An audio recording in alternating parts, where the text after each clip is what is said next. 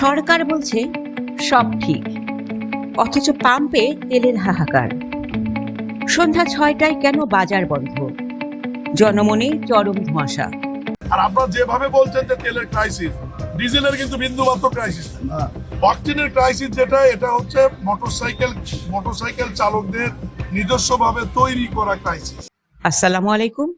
এক অদ্ভুত বৈপরীত্যের মধ্য দিয়ে যাচ্ছে বাংলাদেশ, যেখানে স্থানীয় সরকার প্রতিমন্ত্রী মীর শাহে আলম টাঙ্গাইলের বাজারে দাঁড়িয়ে বুক ফুলিয়ে বলছেন দেশে তেলের কোনো সংকট নেই, আমদানি সরবরাহ সব স্বাভাবিক। সেখানে রাজধানীর পেট্রোল পাম্পগুলোতে দেখা যাচ্ছে মাইলের পর মাইল দীর্ঘ লাইন।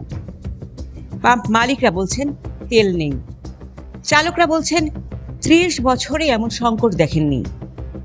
একদিকে সরকার তুচ্ছতা সাধনে অফিসের সময় কমিয়ে দিচ্ছে, সন্ধ্যা 6টার মধ্যে মার্কেট বন্ধের নির্দেশ দিচ্ছে, অন্যদিকে বলছে সব ঠিক আছে। এই দ্বিমুখী বার্তার পেছনের আসল রহস্য কি?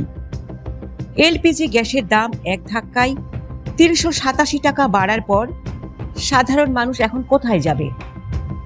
আজকের বিশেষ প্রতিবেদনে আমরা প্রতিমন্ত্রীর আশ্বাস এবং রাজপথের তেলের হাহাকারের ব্যবচ্ছেদ করব। ভিডিওটি শেষ পর্যন্ত দেখুন।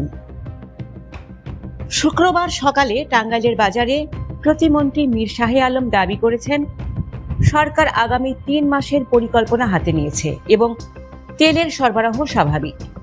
কিন্তু বাস্তব চিত্র বলছে ভিন্ন কথা। ঢাকার আসাদ গেট থেকে শুরু করে দেশের বিভিন্ন প্রান্তে তেলের পাম্পগুলো এখন হয় খালি, না হয় সীমিত আকারে তেল দিচ্ছে। ব্যক্তিগত গাড়িতে 2000 আর বাইকে 500 টাকার বেশি তেল মিলছে না।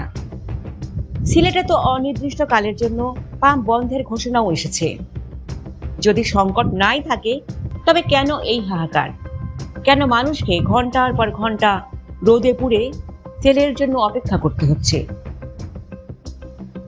সরকার বলছে এটি কেবল জ্বালানি সাশ্রয়, কিন্তু 6টার মধ্যে বাজার বন্ধ আর 9টা থেকে 4টা অফিস ছুটি করার মানে কি এই নয় যে পরিস্থিতি হাতের বাইরে চলে যাচ্ছে?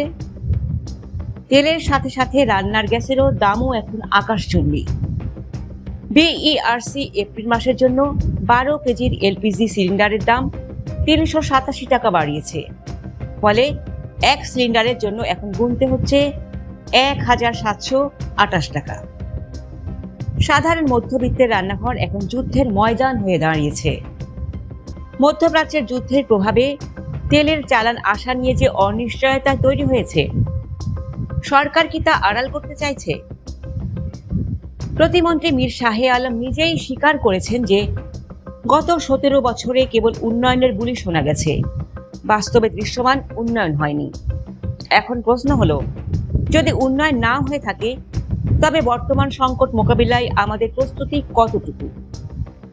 জ্বালানি বিশেষজ্ঞরা সতর্ক করছেন যে অগ্রাধিকার ভিত্তিতে ম্যানেজমেন্ট না করলে খুব দ্রুতই পরিবহন ও শিল্প খাত স্থবির হয়ে পড়বে। মিথ্যা আশ্বাসের চেয়ে জনগণকে সত্য জানানো কি বেশি জরুরি ছিল না? দর্শক, আপনার এলাকায় তেলের পাম্পের চিত্র কেমন? 6টার মধ্যে বাজার বন্ধ করার সিদ্ধান্ত কি আপনি সমর্থন করেন? প্রতিমন্ত্রীর এই আশ্বাস কি আপনার কাছে বাস্তব মনে হয়? আপনার মূল্যবান মতামত কমেন্টে জানান। ভিডিওটি শেয়ার করে সবাইকে বাস্তব পরিস্থিতি সম্পর্কে সচেতন করুন।